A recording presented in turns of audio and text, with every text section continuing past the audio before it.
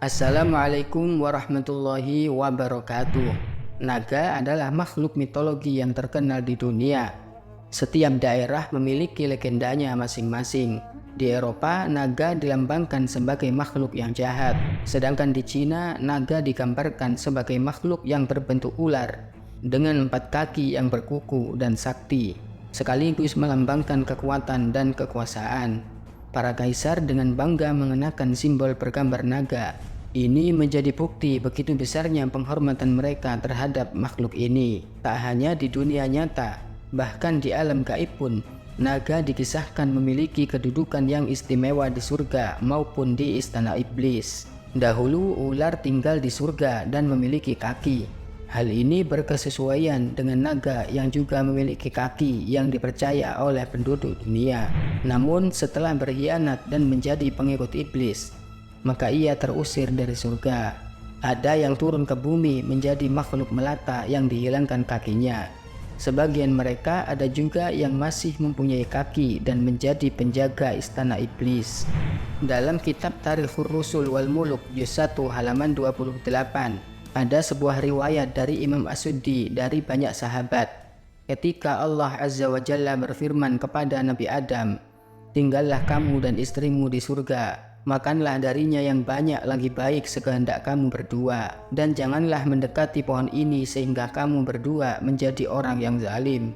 Setelah itu iblis berusaha masuk menemui mereka berdua di surga, namun terus dihalangi oleh para penjaganya. Lalu muncullah seekor ular yang memiliki 4 buah kaki seperti layaknya onta dan tampak sebagai hewan yang paling baik. Iblis membujuk ular itu agar mau memasukkannya ke dalam mulutnya sehingga ia membawanya bertemu dengan Adam. Ular itu pun memasukkan iblis ke dalam mulutnya, kemudian melewati para penjaga surga dan berhasil masuk ke dalamnya. Sementara mereka tidak mengetahui tatkala Allah menghendaki suatu perkaranya. Iblis berbicara melalui mulut ular itu, namun Adam tidak mempedulikannya. Maka iblis pun keluar dan menemui Adam dan berkata, "Wahai Adam, maukah aku tunjukkan kepadamu sebuah pohon yang abadi dan kekuasaan yang tidak sirna?" Dia mengatakan lagi, "Maukah aku tunjukkan kamu sebuah pohon, jika kamu memakan darinya maka kamu akan menjadi raja seperti Allah, atau kalian berdua akan kekal dan tidak akan mati selamanya?" Iblis pun bersumpah atas nama Allah dengan mengatakan, "Sebenarnya aku hanya menasihati kalian berdua." Sesungguhnya iblis menginginkan agar aurat mereka berdua tampak dengan terlepasnya pakaian mereka. Iblis telah mengetahui bahwa mereka berdua memiliki aurat setelah membaca kitab malaikat. Adam tidak mengetahui perihal ini. Adam tidak mau memakan pohon itu. Akan tetapi Hawa mendekati pohon itu, kemudian dia berkata, "Wahai Adam, makanlah. Sesungguhnya aku telah memakannya dan tidak terjadi apa-apa padaku." Dan tatkala Adam memakannya, maka tampaklah aurat mereka berdua, dan mulai mereka berdua menutupi dengan daun-daun surga. Imam Abdul Razak dan Ibnu Jarir meriwayatkan dari Ibnu Abbas. Dia berkata, "Sesungguhnya musuh Allah, iblis, menawarkan dirinya kepada setiap binatang melata agar mereka membawanya masuk ke surga dan berbicara kepada Adam dan istrinya. Namun semua hewan menolak tawarannya. Lalu dia berkata kepada ular, 'Aku akan melindungi dirimu dari gangguan Adam, dan engkau ada dalam jaminanku jika engkau memasukkan aku ke dalam surga.' Maka ular itu membawa iblis di antara 2 taringnya, lalu masuk ke dalam surga. Tadinya ular ini berjalan dengan 4 kaki, lalu Allah menjadikannya berjalan di atas perut.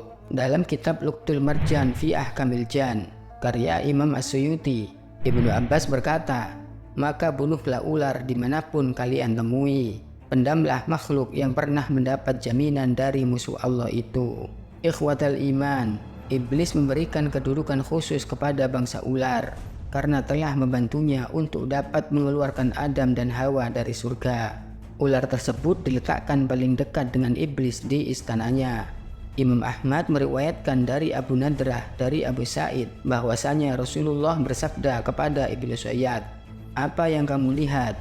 Dia menjawab, "Saya melihat singgasana di atas lautan yang dikelilingi oleh beberapa ular." Maka Rasulullah bersabda, dia telah melihat singgasana iblis. Ibnu Sayyad adalah tokoh sakti di zaman Rasulullah. Ia memiliki kasyaf syaitoni yang matanya mampu menembus alam jin dengan bantuan iblis. Karena kekeramatannya, para sahabat sampai menganggap Ibnu Sayyad adalah Dajjal. Ibnu Sayyad dalam hadis pernah diuji oleh Rasulullah. Karena Ibnu Sayyad adalah salah satu dukun, maka dapat melihat istana iblis yang dijaga oleh ular-ular naga. Iblis menjadikan singgasananya di atas laut. Hal ini untuk menandingi Arash yang berada di atas air dan di atas langit ketujuh. Para jin seringkali merubah dirinya sebagai ular di setiap kesempatan, karena ular dianggap sakral oleh mereka. Rasulullah Shallallahu Alaihi Wasallam pernah bersabda, ular-ular itu adalah jin yang mengubah rupa dan bentuknya, sebagaimana Bani Israel yang berubah bentuk menjadi rupa monyet dan babi.